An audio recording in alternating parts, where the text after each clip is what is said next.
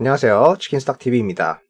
자, 오늘은 중국 시장에서의 아주 대표적인 산업인 바이주가 무엇인가 살펴보는 시간을 갖겠습니다. 산업 개요니까 숫자에 대한 이야기보다는 바이주 자체에 대한 이해를 돕는 식으로 진행을 하겠습니다. 가볍게 들어주시면 될 것 같아요. 자, 일상적으로 우리가 한국에서 중국집, 중국 음식 하면 떠오르는 게 탕수육, 짜장면, 짬뽕 이런 것들이거나 최근에는 약간의 패션이었던 훠궈, 마라탕, 양꼬치 이런 것들이죠. 자, 이런 음식들을 먹다 보면 어떠한 술이 한 잔씩 땡길 때가 있어요. 중국 음식에 어울리는 술이라고 하면은 고량주죠.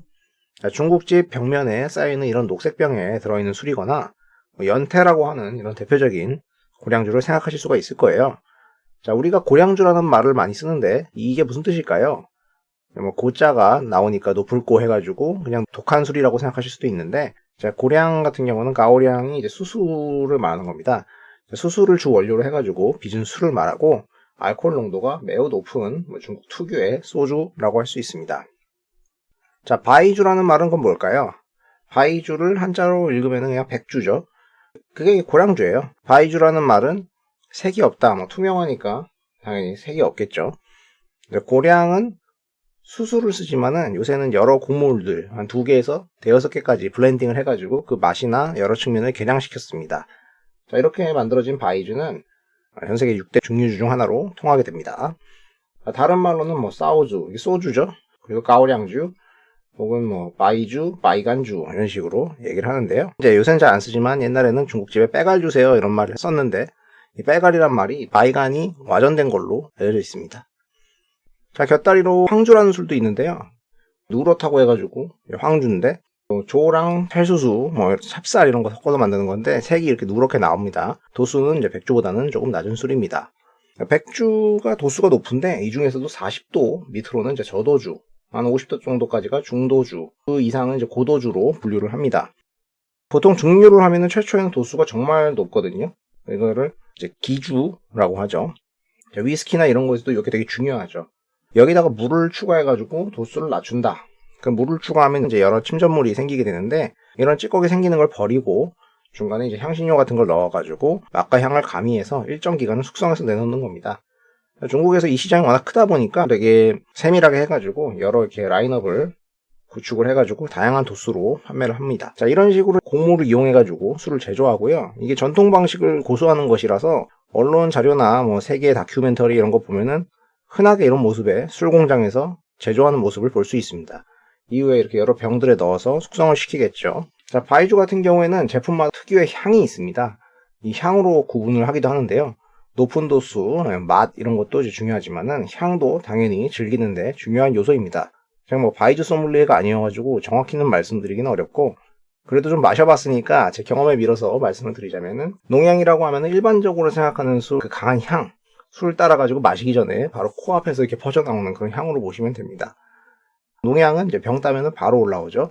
한국인들이 이제 술 먹기 전에 향을 먼저 맡고 이렇게 먹는 경우가 많아서 이쪽을 선호하시고요. 대부분 우리가 알만한 바이주는 이쪽이다. 장향, 이 중국 사람들이 좋아하는 향인데 이게 설명하기 조금 어려운데요. 처음에는 장향술은 이제 코에 대더라도 향이 잘 느껴지지는 않아요. 근데 마시고 나면은 이 안에서부터 이게 입까지 확 올라와가지고 오래 남아있는 향이 있어요. 마셔보시면 압니다. 그러면서도 약간 이제 꼬릿꼬릿한 느낌이 있는데, 그래서 장향이라고 부릅니다. 이제 한국 사람들한테는 처음 마셨을 때 되게 이질적인 향이라고 보시면 될 것 같아요. 이 마오타이라는 술이 대표적인 장향 술이죠. 자, 이 청양 같은 경우에는 향 자체보다는 좀 맑고 깔끔한 느낌, 이런 느낌이 좀 느껴지고요. 미향 같은 경우에는 쌀 향이 은은하고 맛도 쌀처럼 목 넘김이 부드러운 거고, 제품별로 이렇게 구분합니다. 아무튼 이제 우리에게 익숙한 고량주는 연태 고량주라고 할 수 있는데요.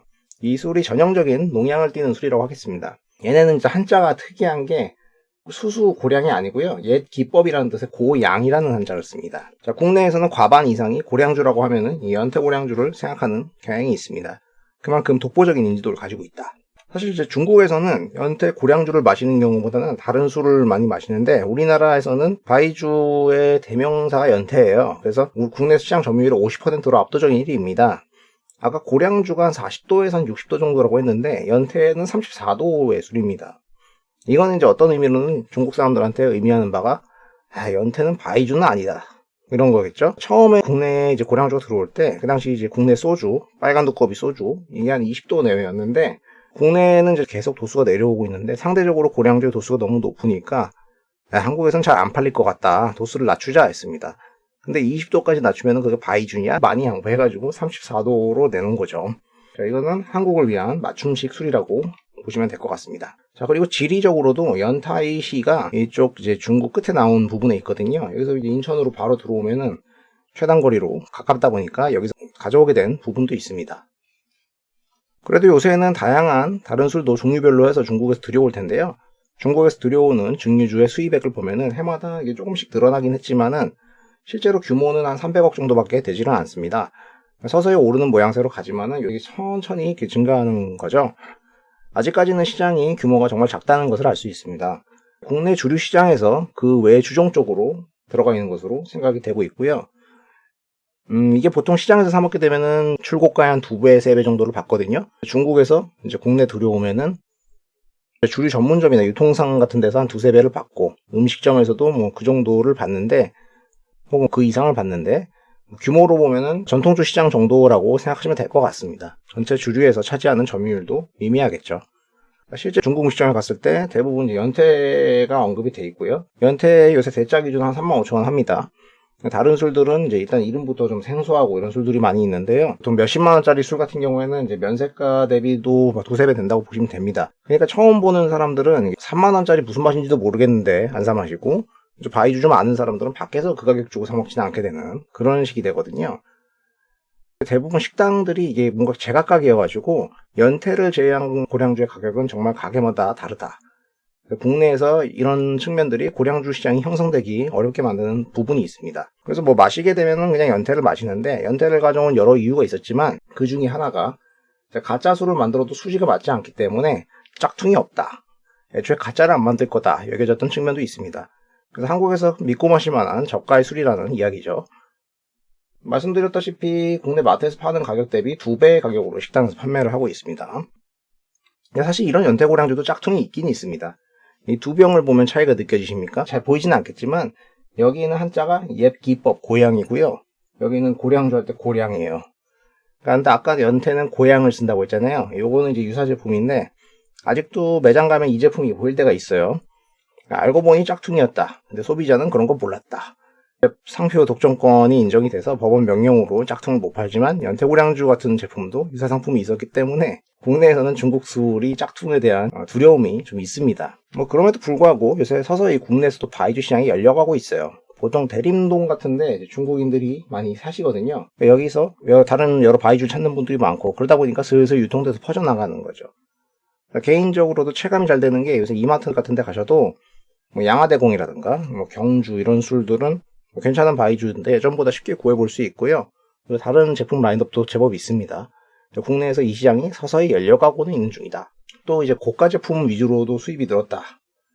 최근 3년간 이제 수입 금액은 늘었다. 그러니까 고가 제품이 수입이 늘었다는 게 있죠. 그러다 보니까 뭐 천지람, 해지람, 몽지람 이거는 이제 양조라는 회사의 술인데 훌륭한 바이주인데 이런 제품들이 이제 직진출도 이루어지고 있습니다. 이러다 보면은 뭐 국내에서 나름도 알려져서 많이들 찾아서 마시게 되겠죠. 예전에 와인이나 위스키도 그랬던 것 같거든요. 그래서 바이주를 취미로 드시고 싶으신 분들은 이제 대림동에 가시면은 천리마 대박마트라고 여기 이제 원조 천리마 마트인데 그 국내 바이주 모임 같은 데서 성지로 여겨지는 곳이에요. 여기 가시면 이제 고가 라인업이 이쪽에 있고 저가 라인업이 이쪽에 이렇게 있는데 종류가 엄청 많습니다. 그래서 한국은 소주는 뭐 참이슬처럼 아니면 전통주 약간 먹는 수준인데 이쪽은 그 라인업만 수십 개이기 때문에 골라 먹는 재미가 있습니다. 저도 가끔씩 가가지고 한 번에 5-6병씩 사오는데 여기에서 사면 현지 가격에 약간 마진 붙인 가격 정도로 살 수 있어요.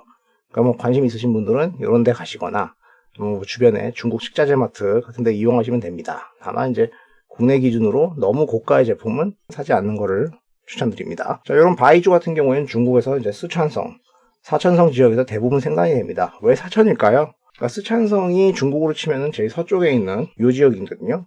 좀 생소한 지역인데 삼국지에서 유비의 총나라 성도가 있는 곳이에요. 자, 이 근방 같은 경우에는 이제 강이 시작되는 거의 초입에서 이렇게 있어요. 물이 여러모로 좋을 거다 이런 얘기가 있고요.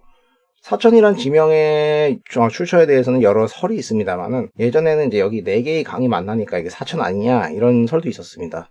아무튼 이 지역이 물이 좋으니 좋은 술을 붓게 된다 그런 이야기가 있어요. 지도로 보시면은 보이시죠? 아무튼 여러 이런 지역에서 각양각색의 브랜드 바이주를 생산하고 있고 제품들이 나오고 있고요. 이런 제품들은 제 나름 스토리, 역사와 전통을 자랑하는 제품들이죠. 다 어느 정도 가격이 있는 제품들이라고 생각을 하시면 되고요. 다만 한국에서는 거의 인지를 못하고 있는 것들이다. 중국에서는 워낙 물량도 적고 명품 취급을 받기 때문에 잘 구하기 힘든 제품들도 있습니다. 자, 바이주가 어떤 술이고 어떻게 만들어지고 어떤 제품이 있는가 이런 이야기를 길게 했는데요. 중국의 음식료 섹터에서 워낙 큰 비중을 차지하는 것이 백주 섹터라고 할 수 있지만은 국내에서는 아무래도 그 제품부터 와닿지가 않으니까 좀 길게 말씀드린 부분이 있습니다. 2014년도 자료밖에 없어가지고 이걸 첨부했는데 당시에도 이미 중국이 주류 시장의 전세계 1등이었습니다. 이미 미국 대비 2배 이상이었고요. 국내 기준으로 한 20배 넘는 시장이었습니다. 당연히 중국이 그 이후로 성장을 계속 해왔고 기호식품 수요도 늘어났겠죠. 그러니까 주류 기업들의 실적을 통해서도 추정을 해보건대 전세계 최대 규모의 중국 주류 시장은 몇 년에 걸쳐서 더 커져왔습니다. 그리고 그 중국 사람들이 가장 많이 찾는 술이 이 바이주, 백주입니다. 요새는 이제 와인도 좀 늘어나가지고 이 점유율이 좀 줄어들었을 수도 있는데요. 여전히 술하면은 바이주를 떠올리는 거죠. 마치 한국인이 술 마신다 하면 소주 떠올리듯이. 술 회사들의 특징이 뭐겠습니까? 내수주고 수익성이 좋고 안정적인 부분이 분명히 있지 않습니까? 중국 내수를 공략할 때 이쪽 섹터들의 회사를 봐야지 이 큰 시장에서 뭔가 얻어갈 수 있을 겁니다. 대표적으로 백주, 황주 포함해서 우리가 볼 수 있는 회사들을 보면 이 정도가 있는데요. 귀주, 모태주, 마오타이 같은 경우는 무려 시가총액이 450조에 달하는 회사이고요. 오량액, 라오졸라교, 양화양조, 수이징방 이런 회사들은 국내에서도 나름 알려져 있다. 시가총액이 작은 애들을 보더라도 한 1조에서 2조는데요. 전체적인 업계 회사들 시가총액 합계를 보면 한 900조 정도 되니까 어마어마한 시장이죠. 그리고 이런 회사들이 작년 대비 시가총액이 한 100%씩 거의 올랐습니다. 이런 세상도 있다는 거죠. 그러니까 너무 올랐으니까 불안한 거 아니냐. 하지만은 실적 측면에서는 올해 괜찮을 거라고 중국발 기사가 나오고 있습니다. 이 중국 기사 그냥 번역기 돌려서 보는 건데요. 최근에 신년이 되고 나서 주 회사들이 이제 성장 계획에 대해서 논의를 했습니다. 고정공주 같은 경우에는 CAGR 5년 동안 16% 초과할 걸로 예상을 했고요. 다른 메이저 회사들 같은 경우도 일반적으로 10% 플러스 알파 정도는 성장을 할 거다 제시를 했습니다. 5년 정도 꾸준한 성장을 유지할 걸로 전망을 하고 있고요. 작년 같은 경우에 초반에 코로나 때문에 하락했던 부분 낮은 기저를 기준으로 올해 1분기부터 좀 올라올 걸로 예상을 하고 있고요. 소비자 관점에서는 여전히 상대적으로 낮은 밸류에이션 같은 것도 주목을 받는 요소라고 할 수 있습니다. 기대가 있으니까 요새 주가도 계속 잘 가고 있는 상황이죠. 자, 이렇게 해서 간단하게 이제 중국의 내수시장의 대표주자, 술, 바이주 섹터에 대해서 짚어봤고요. 앞으로 이제 바이주를 드시게 될 때 이런 회사들을 떠올려 보시고 세부적으로 그 내용을 살펴보면서 투자적 관점에서 검토를 해보면 더 도움이 되지 않을까 생각을 하고 있습니다. 자, 영상이 도움이 되셨다면 구독과 좋아요를 부탁드리겠습니다. 시청해주셔서 감사합니다.